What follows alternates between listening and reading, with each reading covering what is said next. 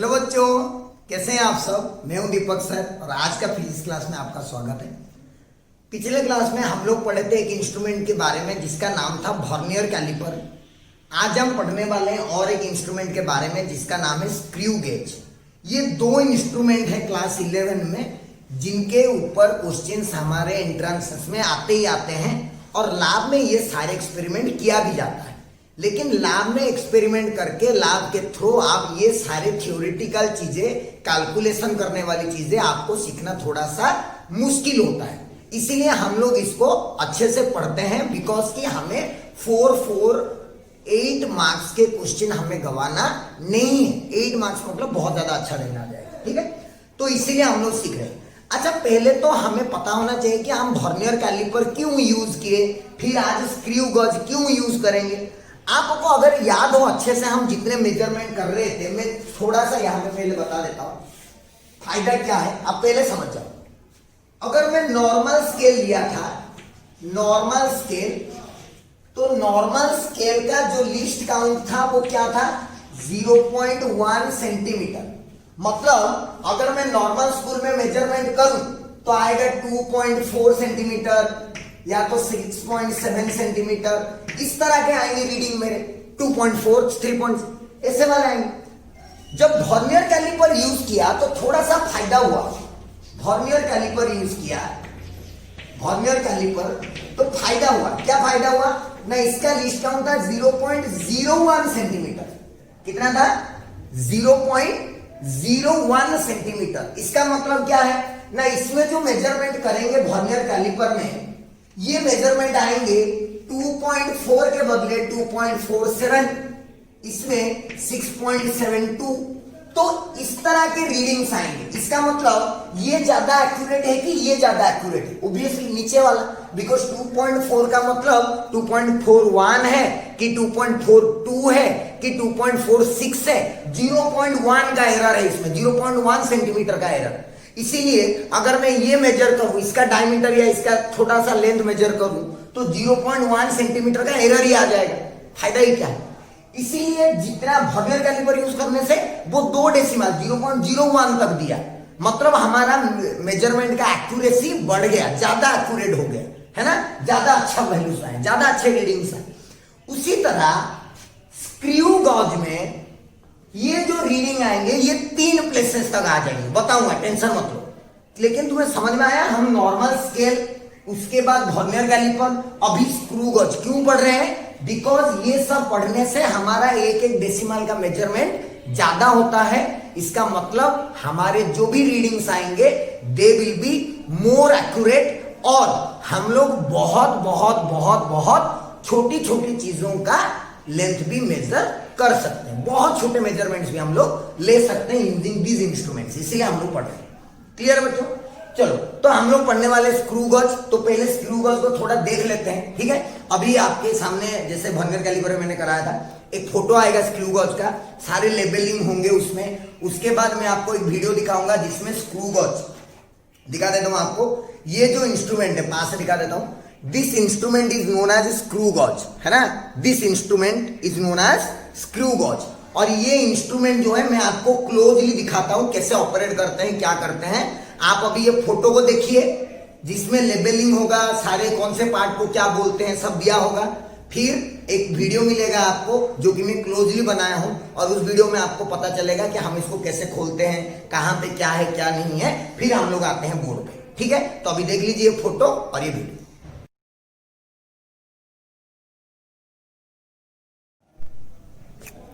तो बच्चों, ये इंस्ट्रूमेंट है जो आपको दिख रहा है सामने, ये है स्क्रू गेज। इसको बोलते हैं स्क्रू गेज, इसीलिए स्क्रू गेज बोलते हैं क्योंकि ऐसे स्क्रू जैसा काम करता है ना। इसको ऐसे ऐसे घुमाते हैं हम लोग, है ना, स्क्रू गेज बोलते हैं। पहले स्क्रू गेज के कुछ पार्ट्स के बारे में जान लेते हैं, ठीक है। पहली बात है कि अगर आप अच्छे से देखोगे तो देखो अंदर, जैसे मैं इसको ऐसे घुमा रहा हूं ना, ऐसे घुमा रहा हूं, एंटी क्लॉकवाइज घुमा रहा हूं इसको, ऐसे ऐसे घुमा रहा हूं एंटी क्लॉकवाइज। तो एंटी क्लॉकवाइज घुमाने से इसको ये पीछे जाता है। तो जैसे ये पीछे जाता है, एज यू कैन सी, अंदर में आपको एक स्केल दिख रहा है, ये वाला स्केल है ना, this scale. This is known as the main scale, है ना, this is known as the main scale. ये अंदर वाला जो स्केल है इसको बोलते हैं मेन स्केल। और अगर आप और अच्छे से देखोगे इसको तो इसके एग्जैक्टली बीच में एक लाइन है, देख सकते हो, एग्जैक्टली बीच में एक लाइन है। इस लाइन को बोलते हैं रेफरेंस लाइन। मैं फिगर में भी आपको दिखाऊंगा इस लाइन को क्या बोलते हैं, रेफरेंस लाइन। और देख सकते हो यहाँ पे जो ऐसे ऐसे घूम रहा है एक, यहाँ पे भी एक स्केल जैसा लगा हुआ है, कुछ ऐसे 0 से स्टार्ट हुआ है, 0, 10, 20, 30, 40 ऐसे है ना, ऐसे हैं। और ये ऐसे घूम सकता है और ये राउंड में है, इसीलिए इसको बुलाता है सर्कुलर स्केल। ये जो घूम रहा है इसको क्या बोलते हैं, सर्कुलर स्केल। क्लियर बच्चों, इसको बोलते हैं सर्कुलर स्केल। और अंदर हो गया मेन स्केल, और ये मेन स्केल का बीच में जो लाइन होता है उसको बोलते हैं रेफरेंस लाइन। यहाँ पे एक चीज है, देख सकते हो, यहाँ पे जैसे कि मैं मान लो यहाँ पे इसको ऐसे लगा दिया, अब मुझे नहीं पता कि ये टाइट हुआ कि नहीं हुआ, तो मैं क्या करूंगा, इसको ऐसे ऐसे साउंड हुआ थोड़ा थोड़ा, ये जो साउंड हुआ ना, ऐसे साउंड हुआ मतलब मुझे समझ में आएगा कि ये टाइट हो गया। क्योंकि अगर मैं यहाँ पे पकड़ के टाइट करूंगा तो क्या होगा, कोई इसको ज्यादा टाइट कर सकता है, कोई कम टाइट कर सकता है, इसीलिए इसको बनाएंगे, इसको बोलते हैं राचेट। इसको बोलते हैं राचेट, आपको डायग्राम में मिल जाएगा। ये राचेट क्या करते हैं ना, इसको पकड़ के जब टाइट करते हैं ये ऐसे टिक टिक टिक टिक साउंड करता है। जब टिक टिक साउंड क्या मतलब, हमारा टाइट हो गया। ठीक है बच्चों, चलो ये समझ में आ गया आपको। मेन स्केल ये हो गया, सर्कुलर स्केल ये हो गया, राचेट जिसको पकड़ के हम लोग टाइट करते हैं, जिससे हम लोगों को आइडिया होता है कि हमारा जो टाइट हो गया बोल के ये। उसके बाद ये देख रहे होंगे एक राउंड शेप का है ये वाला, है ना, this round shape. This round shape is known as the frame. This round shape is known as the frame, it is known as the frame. उसके बाद यहां पे देखोगे आप, एक्चुअली में दो चीजें, एक इस साइड और ये दोनों, इसको बोलते हैं स्पिंडल। इसको, इस वाले पार्ट को बोलते हैं स्पिंडल या फिर स्क्रू, दोनों, एक कोई चीज बोल दो, स्पिंडल या फिर स्क्रू बोलते हैं इसको, स्पिंडल या फिर स्क्रू, डायग्राम में मिलेगा उसको। इसको बोलते हैं एनविल, जो इस साइड में है ना छोटा सा, ये छोटा वाला, इसको बोलते हैं एनविल। आपको डायग्राम में सब चीजें मिलेगा। अब हम क्या करते हैं, आपको हालांकि ये सब की कुछ जरूरत नहीं, ये स्पिंडल या फिर स्क्रू बोलते हैं, इसके अंदर में एक स्क्रू ऐसे है ना, और इसको बोलते हैं एनविल, इसको बोलते हैं स्पिंडल। हम लोग क्या करते हैं, जैसे स्क्रू गज का जो यूज है वो यूज ये है कि it is use to measure the diameter of thin wire. जैसे मैं आपको एग्जांपल दिखाता हूँ, मेरे पास वायर तो नहीं है, ये एक मोबाइल का मतलब ये एक ईयरफोन जैसा है, इसको देख लो, ये जो वायर है ना, ये वायर इतना पतला है, अगर मैं इसका डायमीटर मेजर करना चाहूं तो डायमीटर क्या करूंगा ना, मैं इसको ऐसे अंदर यहाँ पे फंसाऊंगा, ऐसे फंसाऊंगा यहाँ पे, फिर यहाँ से टाइट करूंगा। ठीक है, ऐसे फंसा दिया, देखो ऐसे बीच में फंस गया, इसको मैं टाइट करूंगा ऐसे टक टक टक टक, ऐसे अभी टक टक हुआ नहीं है तो मैं टाइट करूंगा। अब हो गया टक, अब हो गया, तो अभी टक टक हो गया, मतलब मैं इसको इसके बीच में फंसा दिया और इससे राचेट को पकड़ के इसको टाइट कर दिया। अब जो भी है मैं यहाँ पे उसका रीडिंग ले लूंगा, और रीडिंग कैसे लूंगा वो हम लोग सीखेंगे, उसमें कोई टेंशन वाली बात नहीं। क्लियर है बच्चों? तो ये बेसिक में आपको एक्चुअली इंस्ट्रूमेंट दिखाना चाह रहा था, इंस्ट्रूमेंट दिखा दिया और कैसे मेजर करते हैं बता दिया, कुछ पार्ट्स के बारे में बता दिया।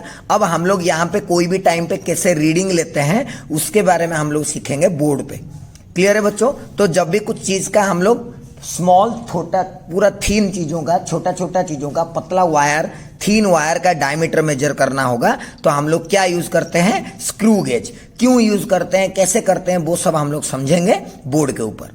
ठीक है बच्चों? हो गया, देख लिए। अभी आप सबको समझ में आ गया होगा कि कौन सा पार्ट को क्या बोलते हैं, मेजरमेंट कैसे लेते हैं, क्या करते हैं। ठीक है, चलो हम लोग अभी शुरू करते हैं पढ़ना। तो पहली बात है कि स्क्रू गज का इसका एक दूसरा नाम भी है माइक्रोमीटर। इसको और एक नाम से भी जाना जाता है, कौन सा वाला, माइक्रोमीटर के नाम से जाना जाता है।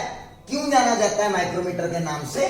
बिकॉज ये जो लेंथ मेजर करता है ना, ये माइक्रोमीटर तक लेवल का लेंथ मेजर करता है। एक माइक्रोमीटर, 1 माइक्रोमीटर को कैसे लिखते हैं, 1 माइक्रोमीटर ऐसे लिखते हैं, that is 10 to the power -6 metre, है ना। तो ये माइक्रोमीटर लेवल तक का छोटा लेंथ मेजर कर सकता है। That is why we also call this instrument as micrometer also. Got my point? Second thing, हम लोग स्क्रू गज को क्यों यूज करते हैं, why do we use a screw गज?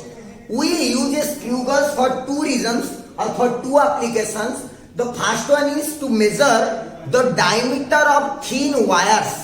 थिन वायर मतलब जैसे कि मैंने आपको वीडियो में दिखाया, वो ईयरफोन का वायर है, वो कितना थिन है, अब उसका डायमीटर मेजर करना है। ये या फिर ये तो थोड़ा वैसे भी मोटा हो गया, चौक है ये, इस चौक का भी डायमीटर मेजर कर सकता हूं मैं, है ना। तो कोई भी छोटा छोटा पतला पतला चीजों का, थिन वायर का डायमीटर मेजर करने के लिए यूज करते हैं। और दूसरा किस लिए यूज करते हैं, थिकनेस ऑफ थिन वॉल्स। कोई भी थिन पतला चीजों का थिकनेस, जैसे कि ये देखिए, ये जो वॉल है इसका थिकनेस, ये जो पेपर है इस पेपर का थिकनेस मैं मेजर कर सकता हूं। हालांकि ये बहुत छोटा होगा, इससे मेजर नहीं होगा, अच्छा से थोड़ा सा मोटा है ना। वैसे चीजों का हम लोग थिकनेस मेजर कर सकते हैं, किससे, यूजिंग।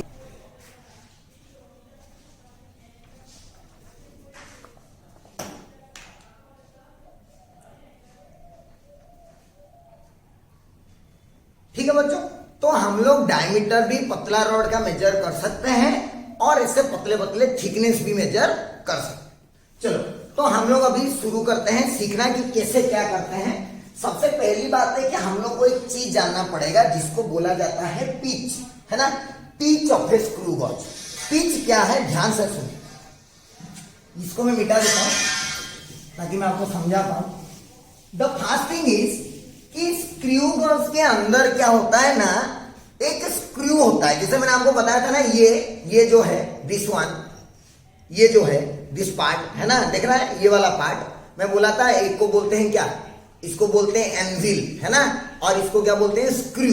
क्या बोलते हैं इसको, स्क्रू। इसके अंदर एक स्क्रू है। सोचो कि अगर कोई स्क्रू ऐसा है,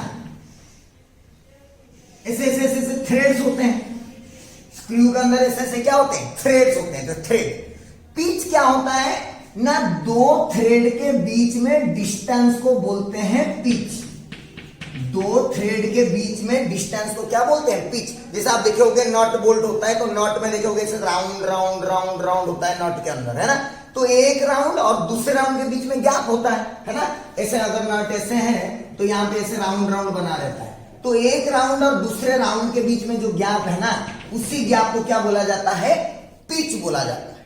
ये हमेशा, ये आगे भी आएंगे इसे। पिच का मतलब क्या होता है, पिच का मतलब दो कॉन्जिक्यूटिव ऐसे सर्कल के बीच में डिस्टेंस या दो थ्रेड के बीच में डिस्टेंस को बोला जाता है पिच। पहली बात। अच्छा, अब सोचो आप अगर ऐसे घुमाओगे एक नॉट को, तो एक कंप्लीट बार घुमाओगे तो वो कितना ऊपर आएगा, एक थ्रेड ऊपर आ जाएगा। ऐसा अगर पूरा घुमाए तो क्या आ जाएगा, एक थ्रेड ऊपर आ जाएगा। तो पिच को क्या बोला गया, सुने ध्यान से। पिच का डेफिनेशन क्या सुने, या पिच क्या क्या है सुने। पहली बात है पिच के बारे में, पहली बात ना, the distance between two threads, the distance between two threads, दो थ्रेड के बीच में डिस्टेंस को क्या बोलते हैं, पिच। दूसरी बात है, अगर मैं ये देखो, जैसे कि यहां पे मैं एग्जांपल दिखाऊं, है ना, ये जो नीचे वाला है, ये नीचे वाला जो लाइन है, जैसे मैंने आपको उसमें दिखाया था कि इसका यहाँ पे बीच में एक main scale. So this is the main scale. MS लिखता हूं, main scale, this is the main scale. अच्छे से लिख देता हूं, this is the main scale, या फिर इसको कोई पिच स्केल भी बोलते हैं। पिच स्केल भी इसको कोई बोलते हैं, मेन स्केल या फिर पिच स्केल। और कोई इसको लीनियर स्केल भी बोलते हैं। लीनियर स्केल क्योंकि सीधा लाइन में है, इसीलिए क्या बोलते हैं, मेन स्केल भी बोलते हैं, पिच स्केल भी बोलते हैं, लीनियर स्केल भी बोलते हैं। कोई टेंशन नहीं, ठीक है, ये हो गया। और ये जो लाइन है ना, ये लाइन एग्जैक्ट, ये बीच वाला लाइन, इस लाइन को बोला जाता है रेफरेंस लाइन। मैं पहले ही बोला था, इस लाइन को क्या बोला जाता है, reference line. This line is known as the reference line. और ये हो गया मेरा circular scale, this is my circular scale. Circular scale ये वाला जो यहां पे जैसे से राउंड होगा ना, इस राउंड में से बना होता है, इसको बोलते हैं सर्कुलर स्केल। अच्छा, ये सर्कुलर स्केल का भी एक जीरो है ऐसे, ये जो जीरो है, ये जीरो है सर्कुलर स्केल का जीरो, ये जीरो है मेन स्केल का zero. This is zero of main scale, this is zero of circular scale. समझ में आया कैसे? सर्कुलर स्केल में ऐसे ऐसे ऐसे ऐसे हैं, 0 1 2 3 4 ऐसे राउंड में है, ऐसे 0 फिर 1 2 3 4 ऐसे। लीनियर स्केल में ऐसे ऐसे ऐसे ऐसे, ऐसे डिवाइडेड। तो मैं बोला कि अगर मैं ये सर्कुलर स्केल को ऐसे घुमाऊंगा तो ये आगे पीछे मूव करता है, मैंने आपको बताया था। इसको ऐसे घुमाओगे तो ये आगे पीछे मूव करे, अगर ऐसे एंटी क्लॉकवाइज घुमाओगे तो पीछे मूव करेगा, क्लॉकवाइज घुमाओगे तो आगे मूव करेगा। अब सोच, यहां पे 0 था, रेफरेंस लाइन के साथ 0 मैच हो रहा था, है ना? The zero of the circular scale is matching with the reference line. अभी मैच हो रहा है। मैंने क्या किया ना, इसको कंप्लीट रोटेशन कराया, 1 कंप्लीट रोटेशन, ऐसे 1 कंप्लीट रोटेशन। तो क्या होगा, ये थोड़ा सा खुल जाएगा। कितना खुला ना, ये 0 से आके एग्जैक्टली एक डिवीजन चला गया। कितना चला गया? एक डिवीजन चला गया। 0 यहां पे था, एक कंप्लीट रोटेशन कराया तो 0 फिर से आएगा। देख, एक कंप्लीट रोटेशन मतलब 0 यहीं पे आया है, बट पहले ये यहां पे था, अब ये यहां पे है। मतलब क्या, एक कंप्लीट रोटेशन में ये इतना डिस्टेंस मूव किया, यहां से यहां तक। देख, यहां पे था, अब यहां पे आ गया। This is the distance moved by the circular scale in 1 complete rotation. ये सभी, this is the distance travelled bye the circular scale in 1 complete rotation. Got my point? और ये जो मूव करता है एक कंप्लीट रोटेशन में कितना करता है ना, जितना उसके थ्रेड के बीच में दूरी है, मैंने अभी बताया। इसका मतलब क्या, हम लोग पिच को और एक लैंग्वेज में लिख सकते हैं। मैं ऊपर लिखता हूं, पिच को और एक लैंग्वेज में भी हम लोग लिख सकते हैं। दूसरा लैंग्वेज में क्या लिख सकते हैं ना, distance moved by the circular scale in 1 complete rotation. In 1 complete rotation. समझ में आया थोड़ा थोड़ा? पिच का मतलब क्या होता है ना, 2 थ्रेड के बीच में दूरी। अगर मैं एक कंप्लीट रोटेशन कराऊंगा तो ये डिस्टेंस उतना ही ट्रैवल करता है जितना 2 थ्रेड के बीच में, मतलब एक थ्रेड था तो दूसरा थ्रेड आ जाएगा, एक थ्रेड फ्री होता है। तो जब एक थ्रेड फ्री होता है तो सर्कुलर सेल एक कंप्लीट रोटेशन में जितना डिस्टेंस मूव करता है उसको बोला जाता है उसका पिच। तो पिच मतलब डिस्टेंस बिटवीन 2 थ्रेड्स, बोलो एक ही बात है। दूसरा, distance moved by the circular scale in 1 complete rotation, एक ही बात है। और क्या हुआ, देख, दिस इज द स्पेशलिटी और this is the beauty of screw gauge, that in 1 complete rotation of the circular scale it is exactly moving 1 division of the main scale. You see, in 1 complete rotation, एक complete rotation का तो ये कितना move किया, 1 division. तो इसको मैं क्या लिख सकता हूं, same as 1 division of main scale. Main scale का एक डिवीजन के साथ इक्वल होगा क्या, पिच। ये स्क्रू गॉज के बारे में फास्ट चीज है जो आपको पता होना चाहिए। पिच क्या है?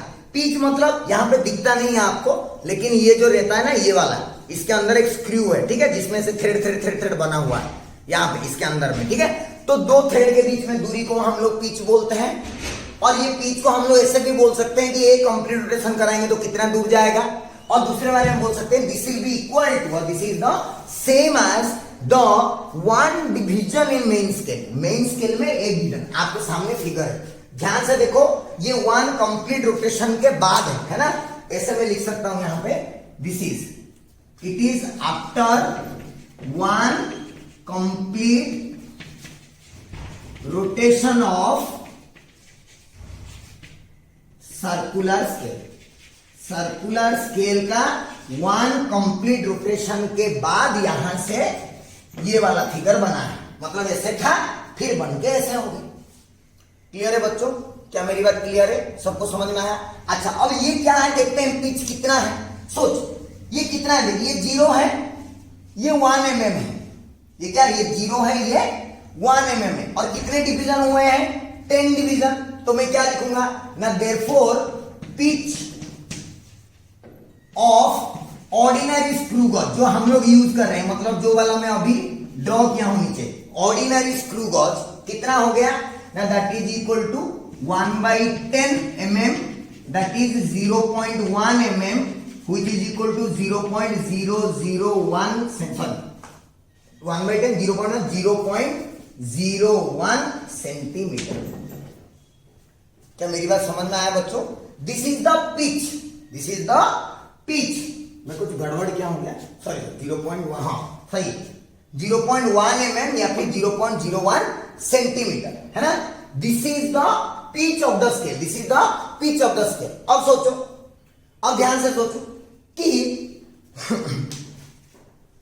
ये पिच कभी कभी कैसे कैलकुलेट करने के लिए बोलता है। तुम्हें एग्जैक्टली क्वेश्चन में ये नहीं बोलेगा कि 1 डिवीजन के साथ इतना है क्या है क्या नहीं।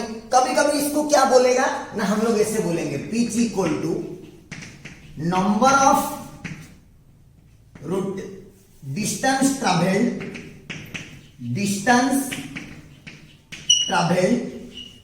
Bye number of rotations, by number of rotations. इसका मतलब क्या है, ये भी पिच का एक फॉर्मूला है इस दोनों तरीके से। मतलब क्या है ना, सपोज बोला कि मैं सर्कुलर स्केल को 5 बार घुमाया, 5 rounds, number of rotations 5 rotations कराया तो वो 5 mm चला गया। 5 रोटेशन कराया तो वो इतना d चला गया, कुछ भी डिस्टेंस चला गया। The distance travelled in 5 rotation is this, so what is the distance travelled in 1 rotation, divide कर दो।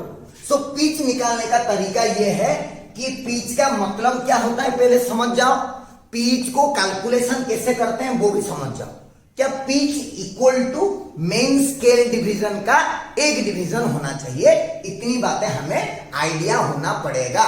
सबसे पहले बात समझ में आया, पिच क्या है, 2 थ्रेड के बीच में दूरी। दूसरा चीज क्या है, ये सेम चीज है कि मैं एक रोटेशन कराऊं तो कितना दूर जाएगा।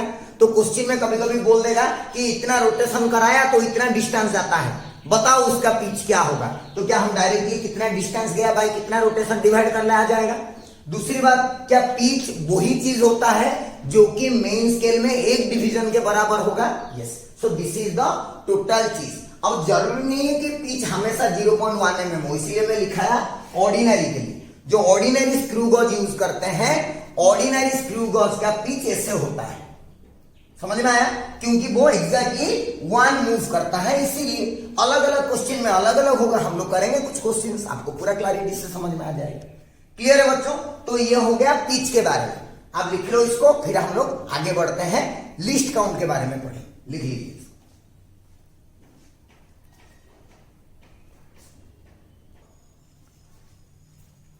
हो गया बच्चों? चलो नेक्स्ट हम लोग जो सीखने वाले हैं वो है लिस्ट काउंट, है ना। हम लोग उसमें वर्नियर कैलिपर में भी सीखे थे कि लिस्ट काउंट क्या होता है, और इसमें भी सीखेंगे कि लिस्ट काउंट क्या होता है। लिस्ट काउंट हमें पता है कि लिस्ट काउंट मतलब this is the smallest measurement then the instrument can measure. तो सोचो कि हम अगर ये मेरा मेन स्केल है, this is my main scale, ऐसे नॉर्मल वाला तुम्हें समझना पड़ेगा हमेशा। This is main scale, this is circular scale, क्योंकि मैं एग्जैक्ट फिगर तो ड्रॉ नहीं कर सकता, इसीलिए मैं ऐसा करता हूं। ठीक है, अब सोचो क्या हुआ ना, ये मेरा 0 है मेन स्केल का, और वर्नियर स्केल मेरा सर्कुलर स्केल यहां पे है, ये 0 है सर्कुलर स्केल का यहां पे, ऐसे पूरा था। सोचो कि ये जो सर्कुलर स्केल के ऊपर ऐसे डिवीजन बना हुआ है, ऐसे ना, ऐसे देख रहे हो ना, 0, ये 0 हो गया, 1 2 3 ऐसे चारों तरफ, है ना। इसको 5 से देखोगे तो तुम्हें पता चलेगा, मैंने उसमें दिखाया था, तो यहाँ पे देख सकते हो आप लोग, है ना। 0 1 2 3 ऐसे सब दिखा रहा होगा, है ना। इसके ऊपर देख सकते हो आप, है ना। तो सर्कुलर स्केल के ऊपर ऐसे डिविजन्स बने रहते हैं, मार्क्स बने रहते हैं, डिवीजन। तो पूरा सर्कल को, या अभी मैं कितना डिवीजन किया हूं, 100 डिवीजन। कितना डिवीजन, 100 डिवीजन। अब सोचो कि अगर मैं उसको कंप्लीट रोटेशन करूं, 1 कंप्लीट रोटेशन, अगर मैं सर्कल को, सर्कुलर स्केल को 1 कंप्लीट रोटेशन करूं तो वो कहां आ जाएगा, इधर आ जाएगा। ऐसे पूरा कंप्लीट रोटेशन करा तो ये इधर आ जाएगा। इसका मतलब क्या है, इसका मतलब है कि 100 डिवीजन अगर घुमा दूं, 1 कंप्लीट रोटेशन मतलब क्या है, 100 डिवीजन अगर मैं घुमाऊं, अगर इसको कितना घुमाऊं, 100 डिवीजन, तो वो यहां से यहां तक आता है। मतलब क्या, 0.1 mm आता है। 100 डिवीजन पूरा घुमा दिया, एक राउंड, वन कंप्लीट रोटेशन मतलब 100 डिवीजन। हालांकि कितने भी डिवीजन हो सकते हैं, अभी के लिए मैं जो एग्जांपल दे रहा हूं उसमें कितने डिवीजन है, 100 डिवीजन। तो 100 डिवीजन के लिए कितना डिस्टेंस मूव किया, वो 0.1 mm, क्योंकि 0 से यहां तक आ गया, वो 1 है तो ये 0.1 0. लिख देता हूं 0.1 0.2 0.3 0.4 सब mm में है। कितना मूव करेगा, तो अगर 1 डिवीजन में घुमाऊं इसको, सोच 1 डिवीजन, बस ऐसे सोच कि वो जो ऐसे घूम रहा है ना, घूम रहा है, ऐसे कोई सर्कल है जिसमें 1 2 3 4 5 तक ऐसे कितने लगा हुआ है, 100 तक। अगर मैं उसको पूरा ऐसे 100 घुमा दूं तो ये कितना आगे चला जाता है, 0.1 चला जाता है। उसको मैं एक घुमा तक, एक घुमाया, एक, अगर मैं एक घुमाया तो सोच क्या होगा ना, मेरा ये स्केल कुछ यहां पे आ गया, ऐसे सपोज यहां पे आ गया कुछ मेरा स्केल है ना, सर्कुलर स्केल कुछ यहां पे आ गया। कितना घुमाने से, एक तक करके, एक पूरा रोटेशन नहीं, एक डिवीजन ऑफ सर्कुलर स्केल। तो ये 0 कहां है, ये आ गया, इधर 0 आ गया और इधर अभी 1 आ गया। एक घुमाए टक करके, एक, देख रहा है, एक घुमाए तो ये जो डिस्टेंस घुमा, मूव किया, this distance D, this is the smallest measurement, this is the smallest measurement and this will be my least count. इससे कम मेजर कर ही नहीं सकता। सर्कल अगर घुमाऊंगा, क्योंकि मेजर करने के लिए मुझे यहां पे कुछ ना कुछ फंसाना पड़ेगा, ऐसे वो जो यहां पे मैं यहां पे कुछ ना कुछ फंसाया, इसको फंसा दिया ऐसे, समझ रहे हो। बट मैं इसको मिनिमम कितना घुमा सकता हूं, तुम खुद सोचो ना, इसमें 100 डिवीजन है, मैं घुमाऊंगा इसको कितना मिनिमम घुमा सकता हूं, एक तो घुमाना पड़ेगा ना यार, एक से कम भी घुमा देगा क्या कोई, एक मिनिमम घुमाना पड़ेगा। तो मिनिमम सर्कुलर स्केल को एक घुमाओगे तो वो कितना आगे जाता है, वो ही मेरा लिस्ट काउंट है, and that is equal to 1 division. तो 1 डिवीजन कितना हो गया ना, 0.1 बाई 100 कितना आ जाएगा, 0.001 mm, 0.001 mm। क्या मेरी बात क्लियर है, क्या मेरी बात क्लियर है। ये मैं जिसका बात कर रहा हूं ये उसकी बात, मैं जो वाला वर्नियर स्केल की बात, सॉरी, मैं जैसा वाला बनाया हूं मैं उसका बात कर रहा हूं। अगर ये 1 सेंटीमीटर हो जाएगा, जैसे ये 0 है और ये 1 सेंटीमीटर हो गया सपोज, तो उसी हिसाब से सब कुछ चेंज हो जाएगा। कर लो, कोई बड़ी बात नहीं। एक काम करो, इसको सेंटीमीटर बना दो, जो नॉर्मल में होता है हमारा, इसमें सेंटीमीटर बना, इसको सेंटीमीटर बना दोगे तो ये भी सेंटीमीटर हो जाएगा, तो ये भी सेंटीमीटर हो जाएगा। सिंपल सी बात, जैसे करोगे उसी हिसाब से। क्लियर है बच्चों। तो ये जो 1 डिवीजन ऑन सर्कुलर स्केल आया वो कितना आया, 0.001 सेंटीमीटर, और मैं मिनिमम इतना ही मेजर कर सकता हूं। Therefore least count equal to 0.001 centimetre. ये ऑर्डिनरी का है, this is for ordinary screw gauge. ये ऑर्डिनरी स्क्रू गॉज का लीस्ट काउंट है 0.001 सेंटीमीटर। मैं सेंटीमीटर में यहां पे लिया हूं, इससे पहले मैं मिलीमीटर लिखा था तो आंसर मिलीमीटर में आया, अभी सेंटीमीटर लिखा हूं इसलिए सब कुछ सेंटीमीटर। क्या लीस्ट काउंट क्या है समझ में आया। लीस्ट काउंट का मतलब मैं मिनिमम कितना मेजर कर सकता हूं। तुम सोचो, मुझे मेजर करने के लिए सर्कुलर स्केल को घुमाना है, मैं कितना घुमा सकता हूं मिनिमम सर्कुलर स्केल को, एक डिवीजन घुमा सकता हूं। कितना घुमा सकता हूं, एक डिवीजन घुमा सकता हूं। तो एक डिवीजन घुमाने पर वो कितना डिस्टेंस जाएगा वो ही होगा मेरा लिस्ट काउंट, है कि नहीं। तो इसीलिए लिस्ट काउंट का एक फॉर्मूला दे दिया गया है, there is a formula of least count. Formula क्या फॉर्मूला है, ध्यान से सुनो और याद भी रखना है। फॉर्मूला क्या, फॉर्मूला है बोला गया, सोचो इधर देखो, 100 डिवीजन से 0.1 सेंटीमीटर, ये 0.1 सेंटीमीटर क्या है, 1 division of main scale. This is 1 division of main scale divided by 1 division of main scale जो होता है, पिच भी तो वही होता है, अरे पिच भी वही होता है ना जो 1 मेन स्केल का डिवीजन, अभी तो बताया था यार। एक बार पूरा घुमाओगे तो एक डिवीजन ऑन मेन स्केल जाता है, तो एक division of main scale equal to जितने भी डिवीजन है उतना of circular scale equal to pitch. तो least count equal to pitch by total number of total number of divisions on circular scale. ये मेरा पिच का फॉर्मूला है, sorry किसका, लीस्ट काउंट का फॉर्मूला है, pitch divided by total number of divisions on circular scale. Simple सी बात। क्यों, उसका लॉजिक मैंने बताया। मिनिमम में एक घुमा सकता हूं, पूरा 100 घुमाऊंगा तो यहां पहुंचता कितना, 1 डिवीजन ऑन मेन स्केल। बड़ में एक खांचा घुमाऊंगा, टक एक, तो कितना जाएगा ना, 100 से इतना जाता तो 1 से कितना जाएगा, सिंपल। और उसका फॉर्मूला ये है कि पहले पिच निकालो, pitch divided by total number of divisions on circular scale, खत्म ना। मेरी बात क्लियर है। ये सिंपल सा फंडा है लिस्ट काउंट निकालने का, इसमें कोई ऐसे मतलब खास बात नहीं। समझ में आ गया बच्चों मेरी बात, सबको समझ में आया। सो this is the normal list count calculation. इसी लिस्ट काउंट के ऊपर एक क्वेश्चन आया है जेईई मेंस 2019 में, आप इसको लिख लो, फिर मैं वो जेईई मेंस 2019 वाला क्वेश्चन आपको करा दूं। लिख लीजिए।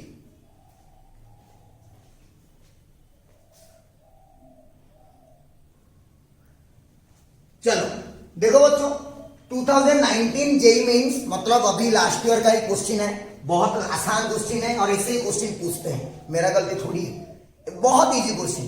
क्या इजी क्वेश्चन बोला, 1 division of the main scale, 1 division of main scale is 0.1 centimetre.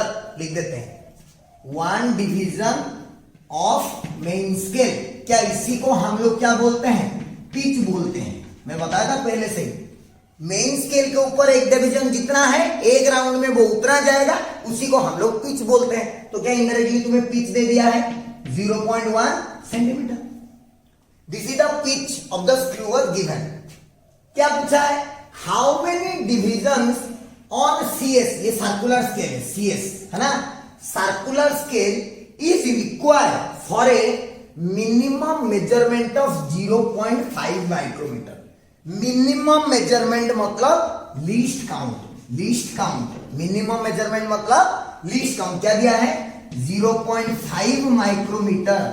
0.5 micrometer मतलब 0.5 इंटू 10⁻⁻6 मीटर।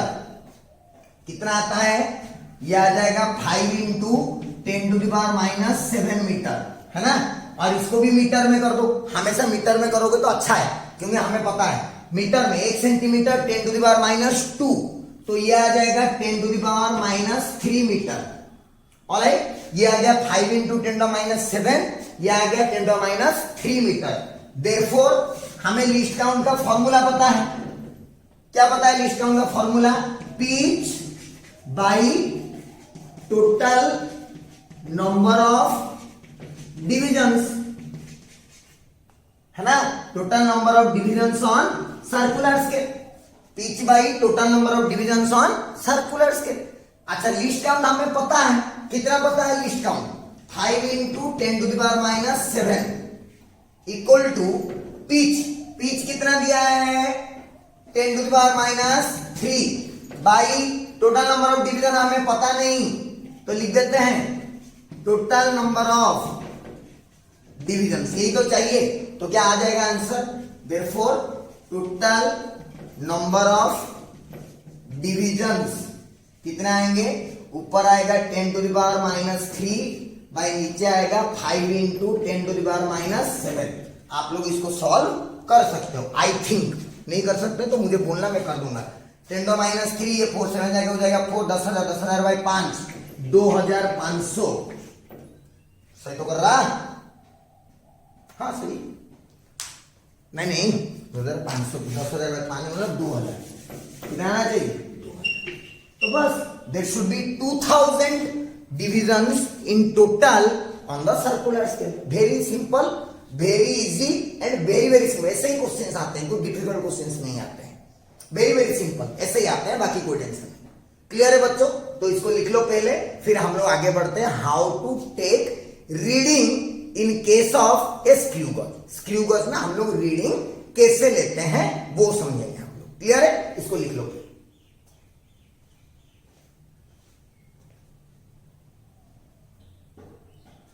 चलो बच्चों, तो हमें पता चल गया लीस्ट काउंट क्या है, पिच क्या है, सब पता चल गया। अब हम सीखेंगे कि स्क्रू गज में रीडिंग कैसे लिया जाता है। जैसे कि मान लो कि ये स्क्रू गज है, इसके अंदर मैंने क्या किया ना, इस चौक का डायमीटर मेजर करना था, तो मैंने क्या किया ना, जिसका मेजर करना है उसको इसके बीच में फंसाया। फिर मैंने बताया था इस राचेट को पकड़ते हैं, ऐसे ऐसे घुमाया घुमाया घुमाया घुमाया इसको टाइट करने के लिए, ठीक है। अब देखो ये इसको टाइट कर दिया तो फिर ऐसे साउंड होगा टक टक, मतलब मेरा अभी टाइट हो गया। ऑलराइट, अब मैं क्या किया ना, अब मैं रीडिंग लेने के लिए I will look at this scale. ये स्केल को मैं देखा, ऐसे स्केल को मैं देखा, ठीक है। जब मैं स्केल को देखा, when I looked at the scale, तो स्केल में मुझे कुछ ऐसे तरह के नजर आए, है ना। क्या नजर आया, ध्यान से सुनते, देखो क्या नजर आया मुझे ना, मेरा सर्कुलर स्केल जो है वो इस तरह से है कुछ, यहां पे देख सकते हो आप। मैं इसी को, ये जहां पे जो दिख रहा है मैं उसको इस तरह से दो एग्जांपल दिया हूं, इसको 1 मान लेते हैं, इसको 2 मान लेते हैं। तो 1 वाला रीडिंग पहले करते हैं, 1 वाला रीडिंग सबसे पहले, ठीक है। तो हमेशा याद रखो जब भी हम रीडिंग निकालते हैं तो उस रीडिंग को हम ऐसे लिखते हैं, MSR प्लस CSR, है ना। MSR क्या है बताया था, मेन स्केल रीडिंग। CSR क्या है, सर्कुलर स्केल रीडिंग, जैसे वर्नियर स्केल में होता था VSR, वर्नियर स्केल रीडिंग, उसी के तरह। अब मेन स्केल रीडिंग क्या है ना, सेम आज वर्नियर कैलिपर। वर्नियर कैलिपर में मेन स्केल रीडिंग क्या होता था ना, लास्ट जो वाला मार्क हमें विजिबल है ना। MSR क्या है, the last mark, the last mark on the main scale that is visible. जो लास्ट मार्क हमें विजिबल है उसी को मेन स्केल बोलते हैं। बताओ यहां पे लास्ट कौन सा मार्क विजिबल है, ये 1 हो गया, 1.1 2 3 4 5, 1.5 वाला हमें विजिबल है। तो हमारे केस में MSR क्या हो गया, 1.5 सेंटीमीटर, ये हो गया हमारा MSR, ये हो गया हमारा MSR। एक्चुअली ये CSR मत लिखो, इसको ऐसे लिख सकते हो, लीस्ट काउंट इनटू CSR, है ना, least count into CSR, least count into CSR। CSR क्या है, CSR क्या है ना, सेम आज वर्नियर में क्या होता था ना, जो वाला डिवीजन मैच करता था किसके बाद, किसके साथ, मेन स्केल के साथ।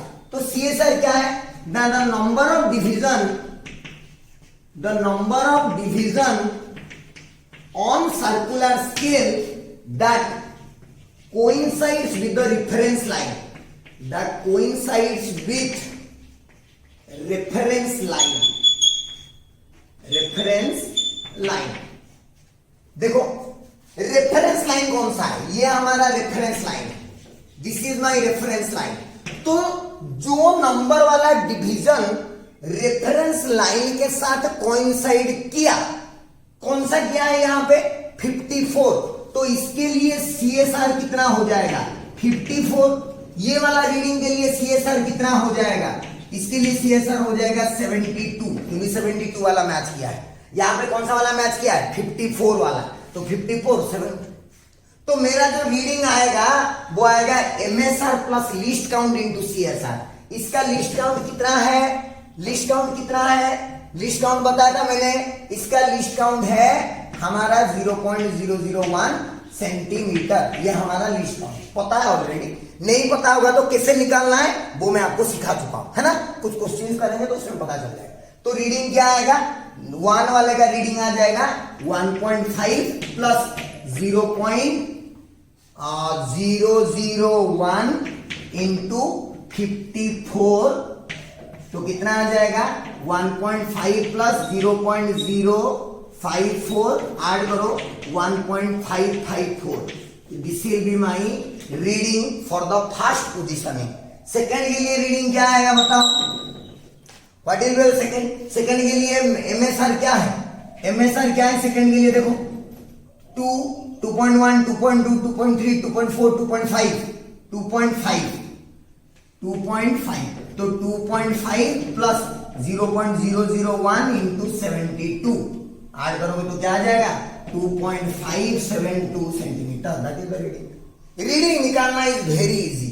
सिंपल सी बात है, मेन स्केल रीडिंग निकालो, जो वाला हमें लास्ट मार्क विजिबल है कहां, इसके ऊपर। फिर दूसरा वाला चीज है कि जो मार्क विजिबल है उसके बाद हमें चाहिए सीएसआर। सीएसआर वो होगा जो number of division on the circular scale is matching with the reference line, जो रेफरेंस लाइन के साथ मैच कर रहा होगा वही वाला होगा हमारा सीएसआर, सर्कुलर स्केल रीडिंग। फिर सीएसआर को लिस्ट काउंट से मल्टीप्लाई करो। लिस्ट काउंट कैसे कैलकुलेट करना है वो मैंने आपको सिखा दिया हूं, कैलकुलेट करो आप आंसर।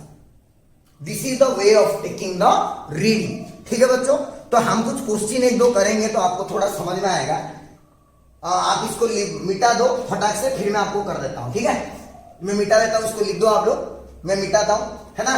फिर एक क्वेश्चन आएगा आपके स्क्रीन के ऊपर, आप उसको देखो, वो 2011 का क्वेश्चन है, मैं मिटा रहा हूं। 2011 जेई का क्वेश्चन है। ठीक है, अभी जो क्वेश्चन आपके स्क्रीन में आ रहा है, दिस इज 2011 जेई का question. It is very easy, as you can see. JEE 2011 AI triple E बोलते थे उस टाइम में, अभी के लिए तो जेई है ना। तो जेई 2011 क्वेश्चन पढ़ लिए सब लोग। सिंपल सा क्वेश्चन है, क्या क्या दिया है देखो। A screw gauge gives the following reading when used to measure the diameter of a wire। पहला वाला मेन स्केल रीडिंग 0, डायरेक्टली बोल दिया। Circular scale reading is 52 division, directly बोल दिया। और क्या बोला, लिख देते हम लोग directly. MSR 0 mm, CSR 52 divisions, है ना, 52 डिविजन्स। उसके बाद given that 1 mm on main scale corresponds to 100 divisions on circular scale.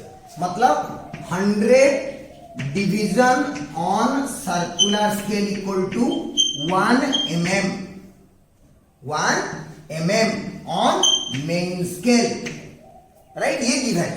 सोचो हमारा जो लीस्ट काउंट होता है वो क्या होता है, लीस्ट काउंट क्या होता है, 1 डिविजन ऑन सर्कुलर स्केल, ये होता है हमारा लीस्ट काउंट, है ना। लीस्ट काउंट वो है ना, एक बार घुमा सकता है तक, एक बार। तो लीस्ट काउंट कितना आएगा, 100 डिवीजन 1 mm, तो 1 division 1/100 mm, that is 0.01 mm। ये आ गया हमारा लिस्ट काउंट। देयरफॉर मेरा रीडिंग क्या आएगा, देयरफॉर रीडिंग, जो रीडिंग आएगा वो रीडिंग क्या आएगा देखो, 0 प्लस 0.01 इंटू 52, 0.552 mm। ये मेरा आंसर होगा। देख लो आंसर कौन सा है, 0. सॉरी ये कुछ गड़बड़ क्या हो गया, नहीं सही, ओ सॉरी 0.01, हाँ 0.5 सही, 0.52 mm, लेकिन वो आंसर mm में नहीं सेंटीमीटर में दिया हुआ है ना। तो इसको कन्वर्ट करोगे तो 0.052 सेंटीमीटर और क्या, क्योंकि आंसर mm में नहीं सेंटीमीटर में दिया हुआ है, तो सेंटीमीटर का 0.01। कुछ बड़ी बात नहीं है, खास बात नहीं है, सिंपल सी बात है इस तरह। क्लियर है बच्चों, वेरी इजी। और वर्नियर कैलिपर के कुछ डिफिकल्ट क्वेश्चन आते नहीं है, एक्चुअली बहुत इजी क्वेश्चन आते हैं इसी के तरह। तो आप इसको लिख लो, फिर मैं आपको एरर के बारे में बता देता हूं, 0 एरर्स के बारे में लिख लीजिए।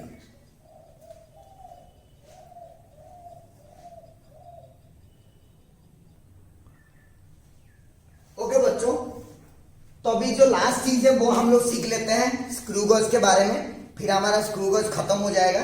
ठीक है, क्या बोला है, 0 एरर। मैंने आपको पहले बताया था 0 एरर जो है वो आने की चांसेस हमेशा रहता है इंस्ट्रूमेंट में, क्योंकि हमारे इंस्ट्रूमेंट में कुछ मैन्युफैक्चरिंग डिफेक्ट हो सकते हैं, मैकेनिकल डिफेक्ट्स हो सकते हैं, तो कभी कभी हम 0 से स्टार्ट नहीं कर पाते हैं। जैसे मैंने आपको एग्जांपल बताया था, आप कुछ खरीदने गए हो, गोइंग मशीन में पहले से ही 20 ग्राम दिखा रहा, उसी तरह। तो 0 एरर का मतलब क्या है स्क्रू गेज में ना, जब 0 ऑफ द सर्कुलर स्केल, जो सर्कुलर स्केल का 0 है, जैसे ये सर्कुलर स्केल का ना 0 है, do not coincide with the reference line. जो रेफरेंस लाइन है, जैसे मैंने इसमें बताया था कि ये बीच में रेफरेंस लाइन होगा और इसका 0 होगा। तो हम लोग जब स्टार्ट करते हैं इसे पूरा जब कर देंगे क्या, for the complete closure of the limbs, complete close कर दिया। तो अभी अगर मेरा रेफरेंस लाइन और सर्कुलर स्केल का जीरो मैच नहीं हो रहे हैं तो मैं बोलूंगा कि कुछ ना कुछ जीरो एरर है। समझ में आया? जीरो एरर कब है ना, जब सर्कुलर स्केल का, जैसे ये सर्कुलर स्केल है, इसका जीरो है एक, वो इस रेफरेंस लाइन में नहीं है, या तो उससे ऊपर या तो उससे नीचे है, तब मैं बोलूंगा कि this instrument has sum zero error. अब जो भी जीरो एरर रहेगा वो पॉजिटिव जीरो एरर हो सकता है या फिर वो नेगेटिव जीरो हो सकता है। कब पॉजिटिव होगा कब नेगेटिव होगा वो मैं आपको समझा देता हूं। पॉजिटिव होने के लिए दो कंडीशन में लिखा है। क्या? पहली बात है कि zero of the main scale is visible. यहां पे देखो एग्जाम्पल, नीचे एग्जाम्पल, ये मेरा रेफरेंस लाइन है, this is my reference line. Alright, मेरा जो सर्कुलर स्केल है ना वो जीरो तक पहुंच ही नहीं पाया है। देख, ये पहला जीरो है, ये जीरो है जो ये वाला जो लाइन दिख रहा है ना, ये वाला line, this line, this zero is the zero of the main scale. और ये सर्कुलर स्केल मेन स्केल का जीरो तक पहुंच ही नहीं पाया है। मतलब क्या मैं जीरो को देख सकता हूं? Yes, I can see the zero of the main scale. तो पहली बात है, zero of the main scale is visible. पहली बात, दिखना चाहिए, दिख गया। अच्छा, अगर ये दिखाई तक पहुंच ही नहीं पाया है तो क्या होगा ना, zero of the circular scale is below the reference line. ये याद रखना इंपॉर्टेंट बात है कि रेफरेंस लाइन के नीचे, देख जीरो किधर है? रेफरेंस लाइन के नीचे है। इसका मतलब रेफरेंस लाइन के सीधा में जीरो नहीं, 1 2 3 4 ऐसा कोई नंबर होगा, देख है कि नहीं बोल? जीरो तो नीचे आ गया ना यार, तो जीरो के बाद कौन है? 1 2 3 4। तो 1 2 3 4 ऐसा कोई नंबर होगा जो कि किसके साथ कोइंसाइड कर रहा होगा? रेफरेंस लाइन के ऊपर। मेरी बात क्लियर हो रहा है थोड़ा थोड़ा? तो पॉजिटिव जीरो एरर है बोल के कैसे पहचानोगे ना? दो चीजें। पहली बात, zero of the main scale is visible, दिख रहा होगा। दूसरी बात कि सर्कुलर स्केल का जो जीरो है वो रेफरेंस लाइन के नीचे होगा, जैसे इस केस में। तो फिर कोई तो एक नंबर होगा जो रेफरेंस लाइन के साथ कोइंसाइड कर रहा है, उसी से हम लोग काउंट करेंगे कि कितना जीरो एरर है ना, least count into number of division coinciding with reference line. जैसे इस केस में कौन सा नंबर कोइंसाइड कर रहा है, मैं लिखा हूं 3 कोइंसाइड कर रहा है, तो इसका जो जीरो एरर आएगा ZE, जीरो एरर वो आएगा 0.001 इंटू 3, 0.003 सेंटीमीटर, 0.003 सेंटीमीटर। इस पर्टिकुलर केस के जो भी लीस्ट काउंट होगा उसके साथ। क्लियर है बच्चों? क्लियर है मेरी बात? So this is what is positive zero error and this is how to calculate the positive zero error. Similarly negative zero error में देखो, नेगेटिव जीरो एरर में क्या बोल सकते हो ना, जब भी नेगेटिव कब होता था याद करो, जब वो जीरो को क्रॉस करके चला जाता था। मतलब मुझे मेन स्केल का जीरो दिखाई नहीं देगा कि उसको क्रॉस करके चला गया, इसीलिए तो नेगेटिव है भाई। तो zero of the main scale is बेयरली visible और नॉट विजिबल, ऐसे लिखा। बेयरली थोड़ा बहुत दिख सकता है, बेयरली विजिबल और नॉट विजिबल ऐसे लिखा रहता है क्वेश्चन में, तब समझ आना कि हाँ ये नेगेटिव जीरो एरर की बात कर रहा है। अच्छा, एंड इसमें कहा था ना, रेफरेंस लाइन के नीचे, तो इसमें क्या रहेगा? रेफरेंस लाइन के ऊपर। कहां रहेगा? रेफरेंस लाइन के ऊपर। अगर जीरो रेफरेंस लाइन के ऊपर रह गया तो सोचो जो रेफरेंस लाइन के पास आएगा वो 1 2 3 4 आएगा कि पीछे से आएगा? पीछे से, क्योंकि जीरो इधर ऊपर जाते तो 1 2 3 4 होके फिर सर्कल में घूम के इधर 100 में खत्म होता। अगर 100 डिवीजन है तो 50 डिवीजन है तो 50 में। तो मान लो कि 96 वाला डिवीजन जो है वो रेफरेंस लाइन के साथ मैच किया, मतलब ये कितना डिवीजन आगे गया है? 4 डिवीजन आगे चला गया। तो जो लीस्ट काउंट कैलकुलेट कर, सॉरी जो जीरो एरर कैलकुलेट करेंगे, कैसे कैलकुलेट करेंगे ना, वर्नर कैलिपर जैसा, इससे थोड़ा उल्टा। क्या ना, लीस्ट काउंट इनटू जो नंबर डिवीजन मैच किया, 96 वाला मैच किया, मतलब वो 4 आगे गया है, तो 100 minus 96, total number of divisions minus the number of divisions coinciding with reference line. क्या नेगेटिव जीरो एरर का कैलकुलेशन समझ में आया? पॉजिटिव जीरो एरर में जो मैच किया डायरेक्ट मल्टीप्लाई कर दो लिस्ट काउंट से, answer. But negative zero error में जो कोइंसाइड किया ना उसको मल्टीप्लाई मत करो, टोटल से उसको माइनस करके लीस्ट काउंट में मल्टीप्लाई, क्योंकि आगे तो 4 डिवीजन गया ना यार, 96 मैच किया मतलब वो कितना आगे गया है, 4 डिवीजन आगे गया है, तो वो आएगा total number of division minus the division that is coinciding with the reference line. क्या मेरी बात क्लियर है? पूरा अच्छे से आना पड़ेगा। पॉजिटिव जीरो एरर कैसे कैलकुलेट करते हैं, कैसे पता चल रहा है, क्योंकि ये थोड़ा क्रिटिकल है, थोड़ा अच्छा है, तो इसीलिए पॉजिटिव जीरो एरर कब पहचान होंगे कि पॉजिटिव जीरो एरर है ना, जब ऐसे कंडीशन आएंगे कि वो जीरो विजिबल होना चाहिए मेन स्केल का और सर्कुलर स्केल का जीरो और रेफरेंस लाइन के नीचे आएगा। और पॉजिटिव जीरो कैलकुलेट कैसे करेंगे ना, जो वाला मैच करा डायरेक्ट लिस्ट काउंट से मल्टीप्लाई करो। बट जब नेगेटिव जीरो एरर कैलकुलेट कर रहे होंगे, when the zero of the main scale is बेयरली दिखाई नहीं देता होगा या तो आगे चला गया होगा, और हमारा जो सर्कुलर स्केल का जीरो है वो रेफरेंस लाइन से ऊपर आएगा। अगर वो रेफरेंस से ऊपर आया, इसका मतलब मेरा पीछे से कोई एक मैच हुआ होगा, तो जब मैं एरर कैलकुलेशन करूंगा टोटल नंबर ऑफ डिवीजन से जो मैच किया उसको माइनस करूंगा, calculate. Very very simple, and this is how to calculate the positive zero error and negative zero error. Clear है बच्चों? So this is the theoretical session, और ये theoretical session आप अच्छे से लिख लीजिए, ये सब पता हो जाए, फिर हम लोग बहुत सारे प्रॉब्लम करेंगे, ढेर सारे प्रॉब्लम करेंगे, जेई के प्रॉब्लम और कुछ मिक्स्ड प्रॉब्लम करेंगे, जो कि वर्नियर कैलिपर और स्क्रू गॉज का मिक्स्ड वाले क्वेश्चंस होंगे। उसी तरह के 1-2 क्वेश्चन करेंगे जो कि जेई एडवांस वाले बच्चों के लिए खास तौर पे जरूरत है। क्लियर है? तो आप इसको लिख लीजिए अच्छे से, फिर हम लोग आगे बढ़ते हैं मस्त मस्त न्यूमेरिकल लेके जेई एडवांस के सवाल, जेई मेंस के सवाल धुआं धुआं कर देंगे। ठीक है, लिख लीजिए।